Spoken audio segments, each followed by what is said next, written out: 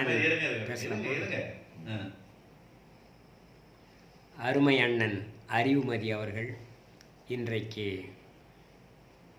புத்தகத் திருவிழா விழுப்புரத்தில் 3ஆம் ஆண்டு நடைபெற்ற இந்த விழாவில் அடைமழைக்கு நடுவே ஒரு அமுத மழையாக தமிழ் மழையாக பொழிந்தார். எதிர்பார்க்கவில்லை இப்படி ஒரு உச்சகட்டமான ஒரு உரை நிகழ்த்துவார் என்று. சங்க இலக்கிய பிழிவாக, சங்க இலக்கிய பொழிவாக அது அமைந்தது.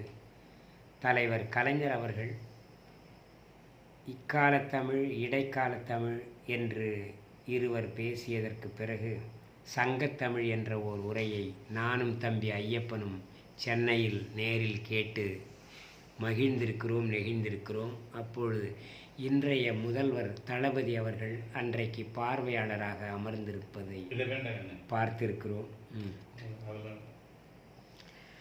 தொடக்கத்தில் இந்த மேட்டருக்கு மட்டும் வந்துடும்.